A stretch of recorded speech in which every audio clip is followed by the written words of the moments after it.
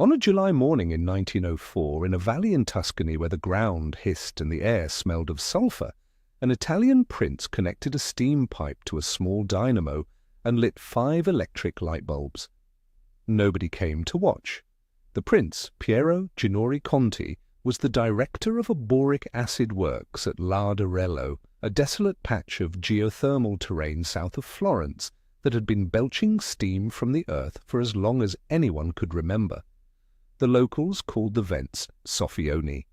They had been used to extract boric acid from the mineral-rich steam since the early 1800s, a modest chemical business that kept the estate running and not much more. Ginori Conti looked at the same steam everyone else had been looking at for a century and asked a different question: could it generate electricity? 5 light bulbs said yes. By 1913, he had built the world's first commercial geothermal power plant at Larderello, a 250-kilowatt station that ran on nothing but the heat of the earth. It worked. It kept working. Larderello is still generating power today, more than a century later, from the same geothermal field. But Larderello had a problem that would haunt geothermal energy for the next 100 years. It worked because the geology was extraordinary. Natural reservoirs of superheated water sitting close to the surface, venting steam through cracks in the rock. You could tap it with a pipe. Most of the planet is not like that. The heat is there, everywhere, miles down, trapped in dry rock with no water and no cracks. For a century, geothermal power remained pinned to a handful of sweet spots: Iceland, New Zealand, Kenya, the geysers field in Northern California, reliable, clean, and completely unable to scale. The rest of the world's heat stayed locked in the rock, useless. In late 2026, a company called Fervo Energy will switch on Cape Station in the desert of southwestern Utah. It is the world's first large-scale enhanced geothermal system. There is no volcanic sweet spot beneath it. There is no natural steam vent. There is just hot, dry granite 3 miles down at temperatures above 200 degrees Celsius.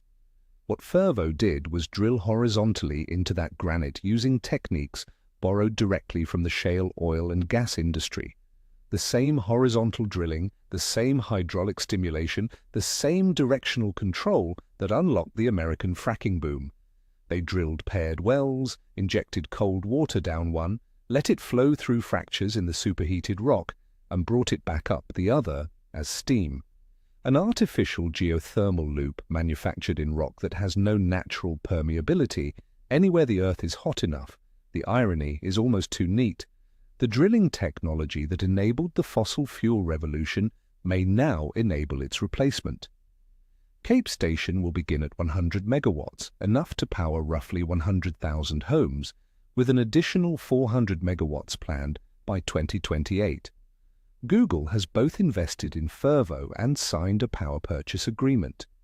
The U.S. Department of Energy estimates that enhanced geothermal could provide over 120 gigawatts of baseload power in the United States alone, roughly a quarter of current electricity generation, from a resource that produces no carbon, requires no fuel, runs day and night regardless of weather, and exists virtually everywhere on Earth. The structural parallel to Larderello is almost exact. In 1904, Ginori Conti looked at steam that had been venting uselessly for centuries and saw electricity. In 2026, Fervo looked at hot rock that had been dismissed as inaccessible and saw baseload power for data centers, cities, and grids. Both times the energy was already there. It had always been there. The question was never whether the heat existed. The question was whether anyone would figure out how to reach it. Ginori Conti's 5 light bulbs did not change the world overnight. It took 9 years to build a commercial plant, and a century before geothermal contributed meaningfully to any national grid. The lesson of Larderello is not that breakthroughs scale instantly. It is that some breakthroughs sit in plain sight for generations, waiting for someone to take them seriously. The heat beneath your feet right now is enough to power civilization for millions of years.